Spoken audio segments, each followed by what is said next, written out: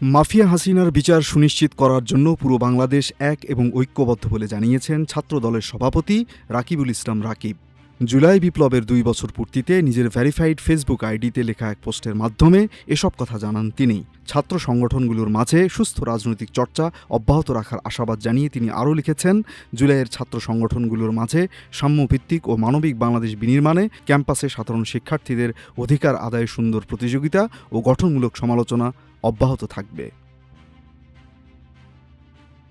জুলাই বিপ্লবের সময় প্রায় 1400 মানুষকে হত্যার নির্দেশ দেয়া স্বৈরাচারী শেখ হাসিনার বিচারের প্রসঙ্গে কোনো মতভেদ থাকবে না জানিয়ে রাকিব লিখেছেন, খুনি হাসিনা ও আওয়ামী লীগের প্রশ্নে পুরো ছাত্র সমাজ ঐক্যবদ্ধ থাকব ইনশাআল্লাহ।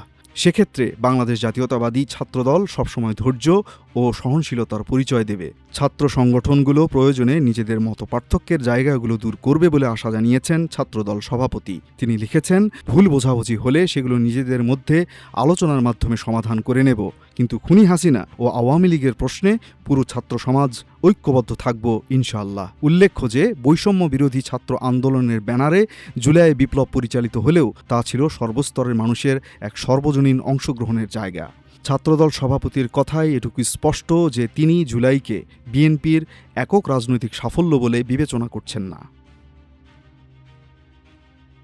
এদিকে জুলাই বিপ্লবের সময় অমানবিক অত্যাচার চালানো ফ্যাসিস্ট শেখ হাসিনার বিচারের বিষয়ে সমগ্র দেশ ঐক্যবদ্ধ থাকবে এমনটা জানিয়েছেন স্বরাষ্ট্রমন্ত্রী সালাউদ্দিন আহমেদ। বুধবার দুপুরে রাজধানীর শেরেবাংলা নগরে চীন মৈত্রী সম্মেলন কেন্দ্রে জুলাই শহীদ পরিবার ও জুলাই যোদ্ধাদের সংবর্ধনা ও আলোচনা অনুষ্ঠানে তিনি একথা বলেন। প্রয়োজনে রাজনৈতিক দলগুলো নিজেদের মতবিরোধ নিয়ে সংসদে গঠনমূলক আলোচনা চালিয়ে যাবে, কিন্তু হাসিনা ও আওয়ামী লীগের বিচারের বিষয়ে সমগ্র বাংলাদেশ ঐক্যবদ্ধ থাকবে বলে আশাবাদ ব্যক্ত করেন স্বরাষ্ট্রমন্ত্রী।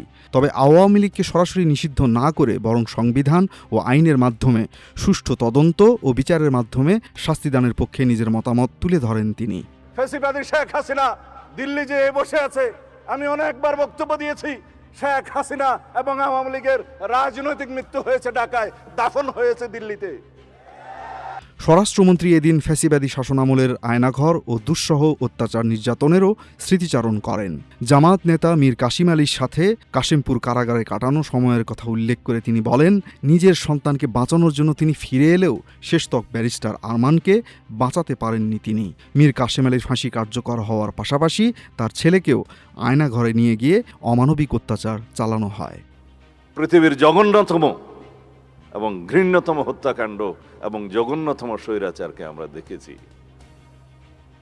যদি আমরা আয়নাঘরে যাই, যেখানে আমার 61 দিনের অভিজ্ঞতা আছে, সেখানে একটা জানোয়ার 24 ঘন্টা থাকতে পারে না, আমরা সেখানে থেকেছি। মাল্টিমিডিয়া ডেস্ক, আমার দেশ।